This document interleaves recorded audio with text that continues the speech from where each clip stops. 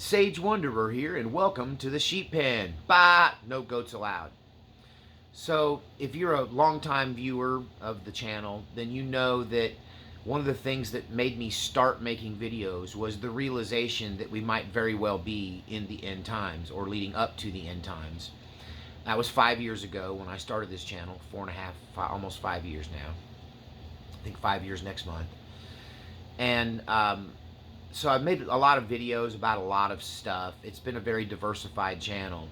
But one of the themes throughout all of it, regardless of what I was speaking on, was this belief that we were in the end times or approaching the end times.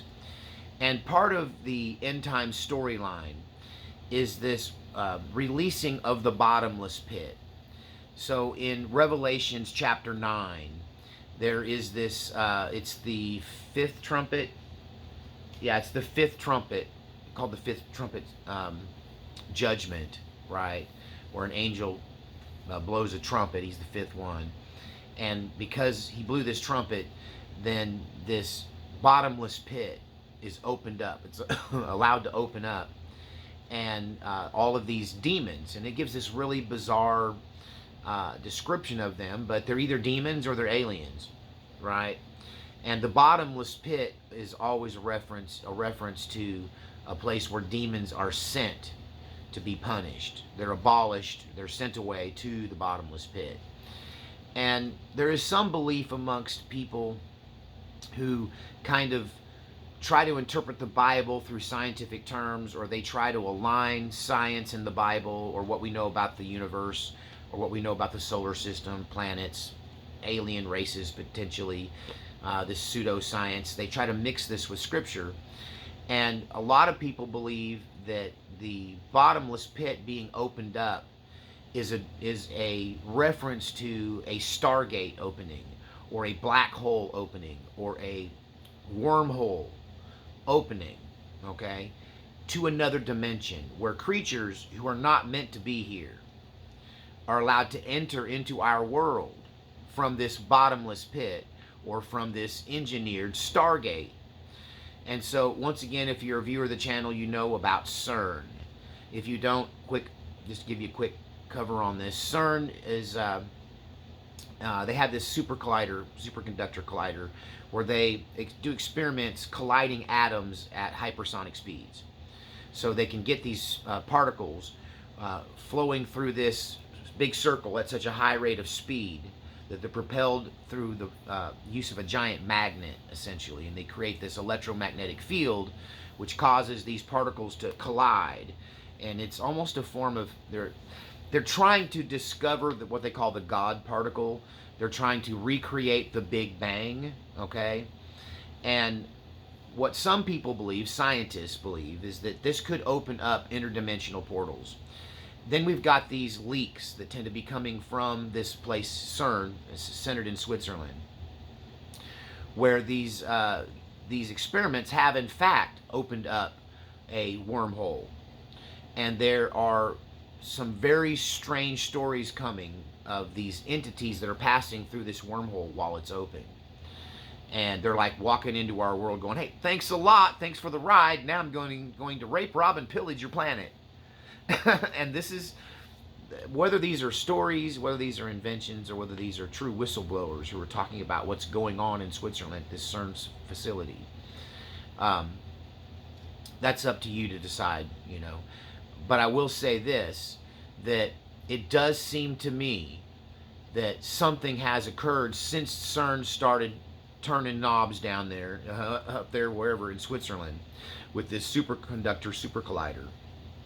And they may very well be calling entities into existence here, like a giant electronic seance that has not been previously experienced.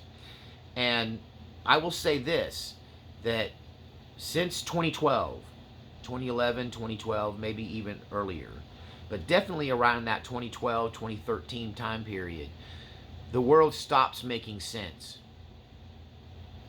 For those of us that have lived through it, you kind of need to have a few gray hairs for you to have the perspective to see how great the change in human behavior came. It came all of a sudden. you start to see these upticks in what we experienced recently in these mass shooters. You've got these people who just go on shooting sprees. Yes, it started before all of this, but it's gotten steadily worse. But along 2011, 2012, that time period, you start to see this huge burst in this kind of behavior. Until now, it's hardly even news. You can't keep them all straight. You can't keep all the mass shootings straight. You can't keep all the school shootings straight.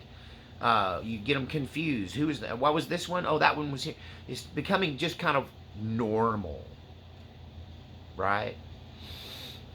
You add this phenomenon to the culture war, how we used to be able to live and let live. We used to be able to coexist. We used to be able to agree to disagree. And now everyone is so polarized and combative. Okay? You've got these people now who aren't just trying to sell the logical reasoning behind their belief in abortion, but are almost demanding the right to kill babies up to and even in some cases after birth, because they changed their mind about having a baby. They can change their mind about having a baby. Apparently, when does that stop? You know, the old Marine was sarcastic sometimes, but he said he believed in abortion as long as you ought to be able to abort them right up until their 16th birthday.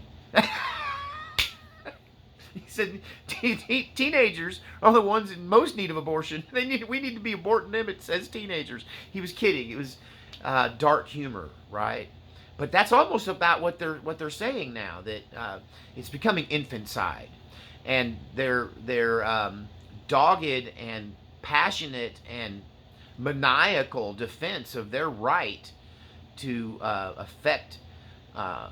basically effectively murder babies who could, if they were birthed, could be born normally and given away in adoption. I mean, if you got a 6-month-old baby in your belly, right?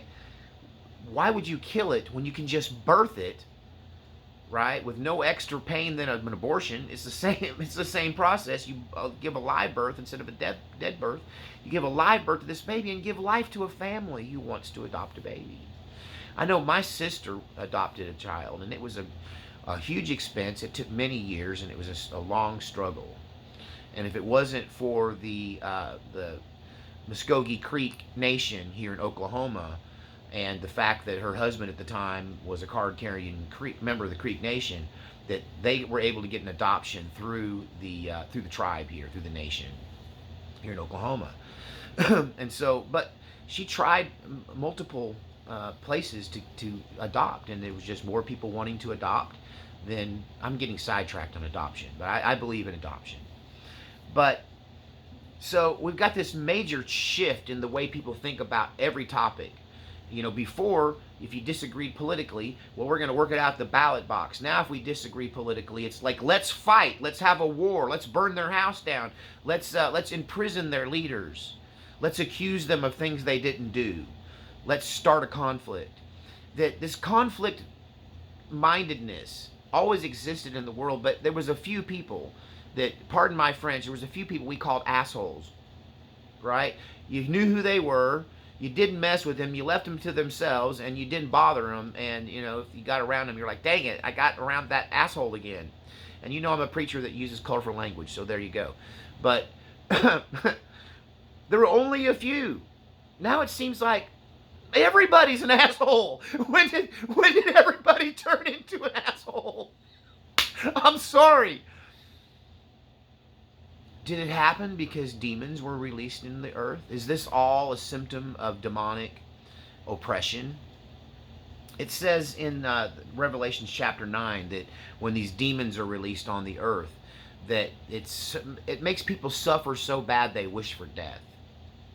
It makes people suffer so bad that they wish they were never born, right?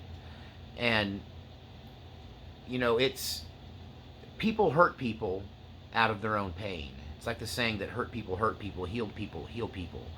So a lot of this is torment.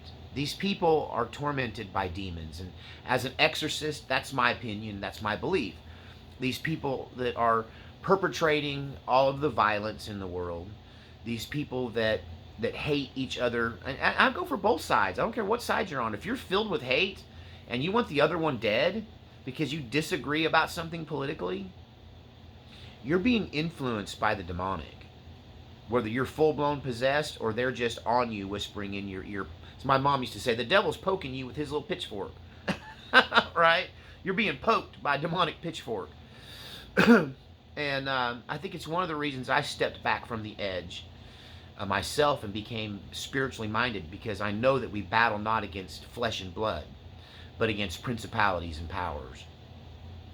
But these MK Ultra type triggered events that we're having, where these shooters get up on top of buildings, or whatever the case may be, they storm a school, they open fire at their place of work, randomness, even. It's a spirit of murder. Did these spirits get released every time they fire up this superconductor, super collider at CERN, and they open these portals? Do these demonic entities come in seen in some cases, where they walk in and brag and go, thanks for the ride, or even maybe they open it and they're looking through this portal, they're trying to discover something while they got all this energy holding it open, and all of this stuff is rushing out in a dimension that they can't see, in a fourth dimension, in a spiritual realm. If you don't understand the fourth dimension, which is the idea that maybe there's a vibrational level where we just don't have the eyes to see nor the ears to hear, but we're occupying the same space as other entities who vibrate at a different level that we cannot see, hear, or... It's kind of the basis behind the idea that there's angels and demons all around us doing warfare on our behalf. That there are demons following us around, talking to us that we can't see. And they have to use a certain amount of energy to project a voice into your head, or to project an image in some cases, or to make you hallucinate, or to, just like my mom said, just poke you, just do something that agitates and irritates you. If you ever saw my death ray video, Tesla Death Ray, the scariest night of my life, where I got hit by one of these microwave weapons when a team wanted to put, I guess, bugs in my apartment, and or cameras in my apartment, and they thought they'd knock me out while they did it. And that's a long story, but you can look at it. But that feeling of being fried from the inside out, like your skin is sizzling, like you want to scream, run away screaming, like fight or flight that you can't control for no reason, a rational fear, this heated up, annoying, hot under your collar feeling, confusion.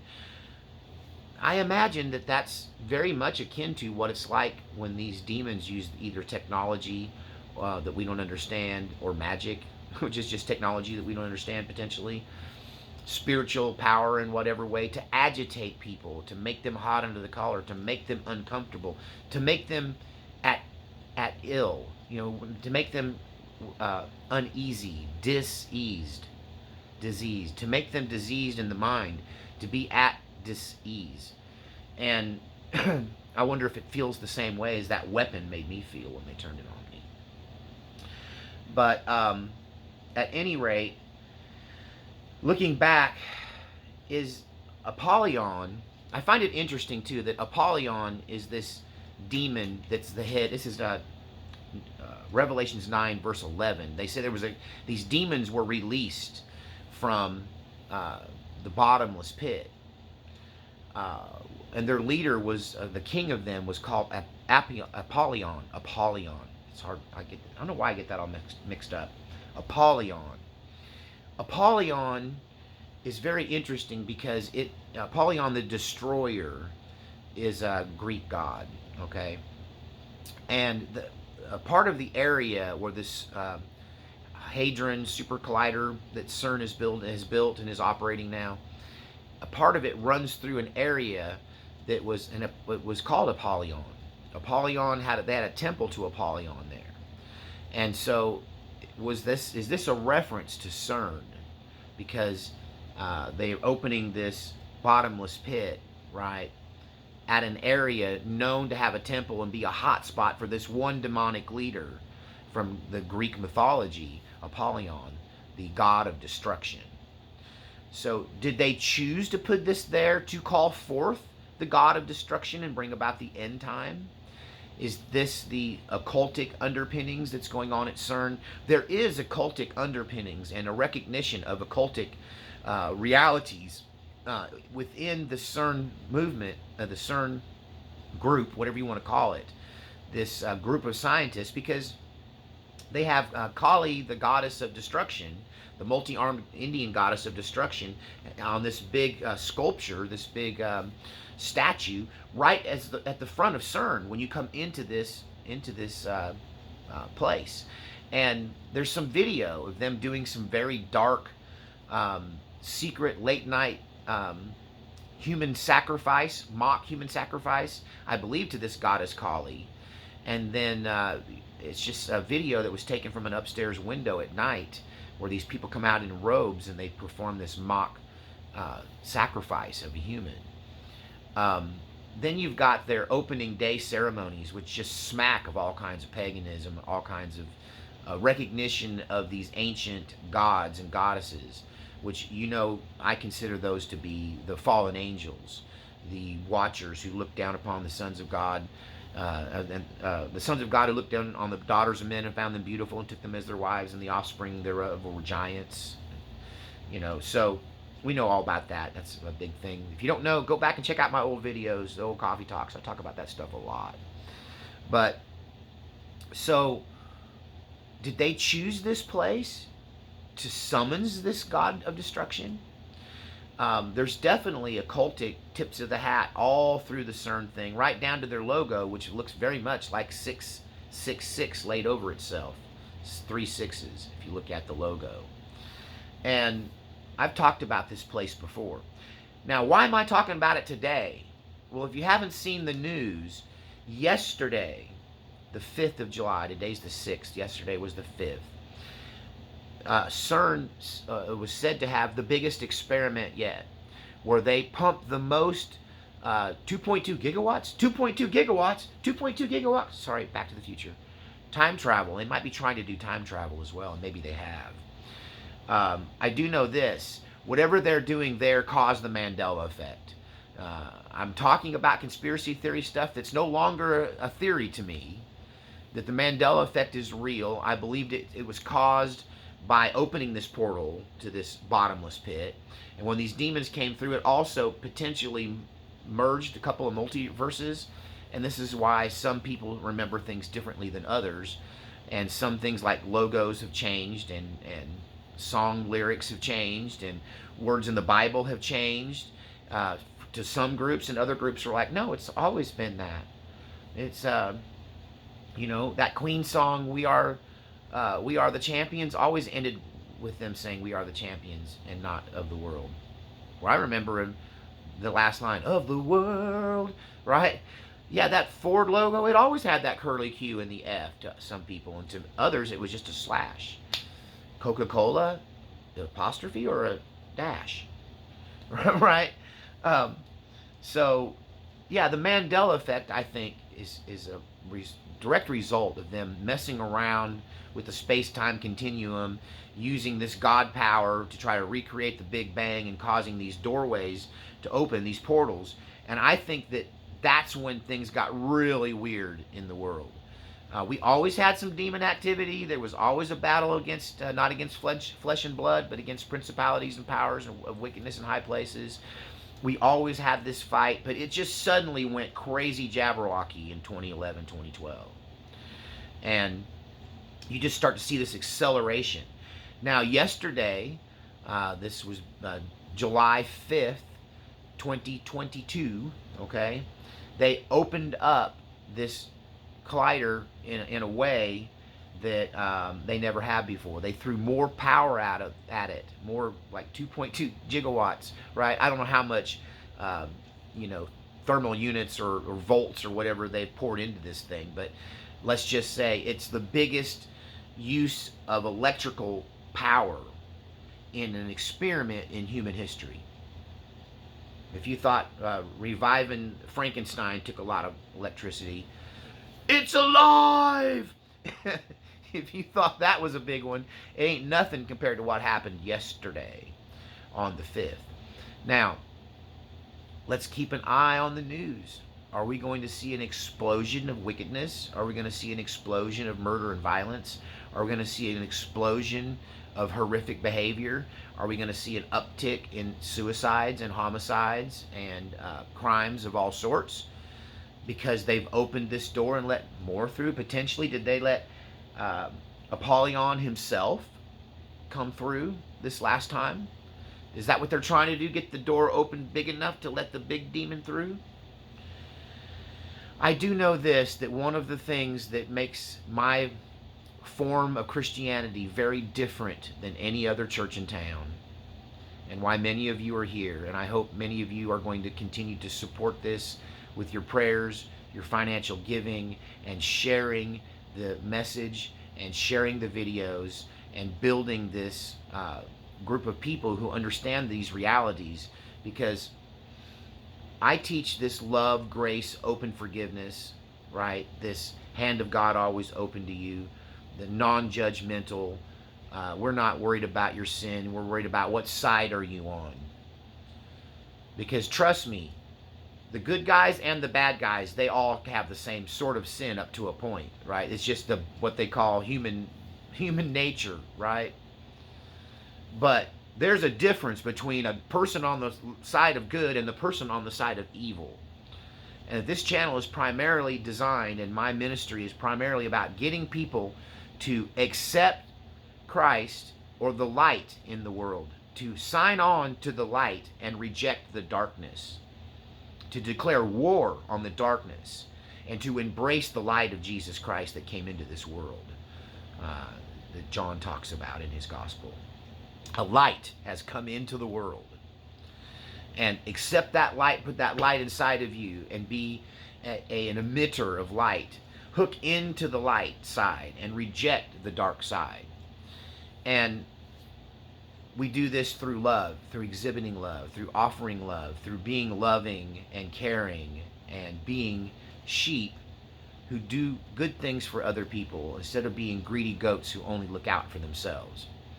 The other side of this is that once you do that, once you embrace the light, now you have to bring the light against the darkness and drive the darkness away.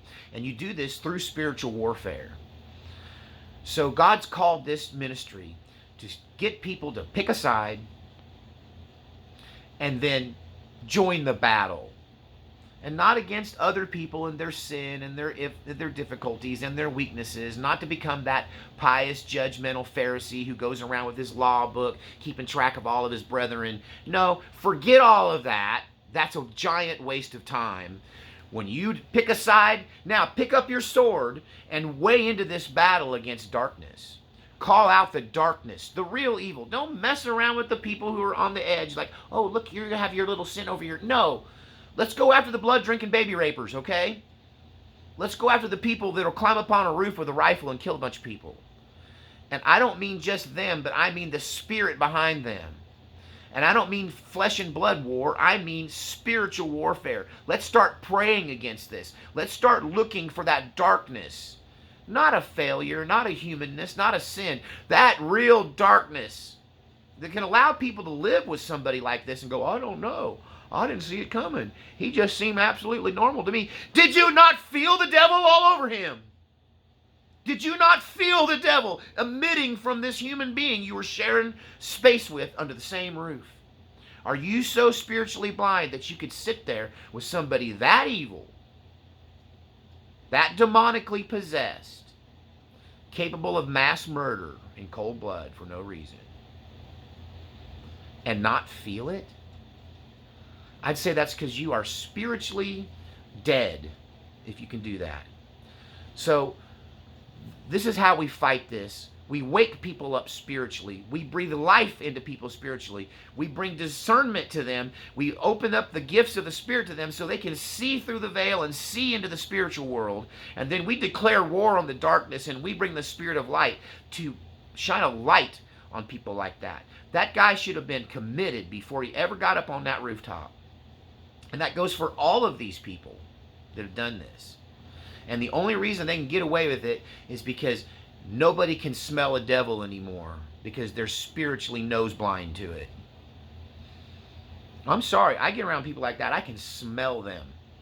in the spirit world. And so we have to raise up spiritual warfare experts. We have to raise up spiritual elite warriors. And that's what this channel is about. Pick a side, pick up a sword, and then learn how to use it. Learn how to rebuke demons. Learn how to bind them. Learn how to cast them out of people. Learn how to recognize one when you see one.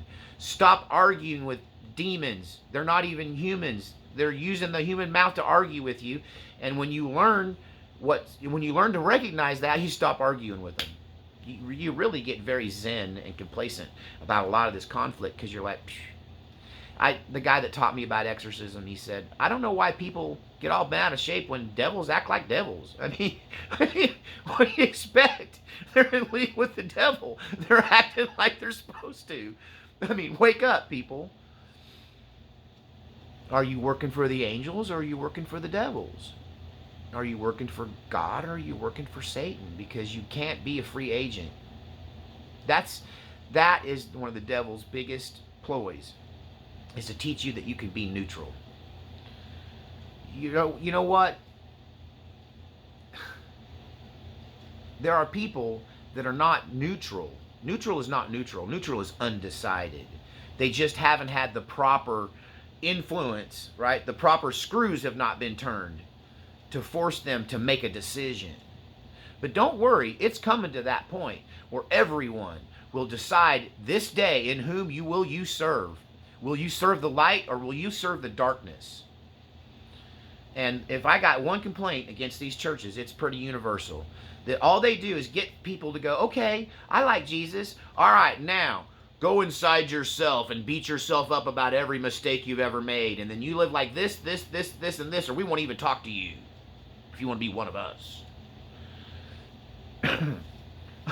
How about going, oh, you love Jesus? Here you go. Here's a rifle. We're in the middle of a war. Let's go to work spiritually. Let's spiritually go to work. Here's a spiritual sword.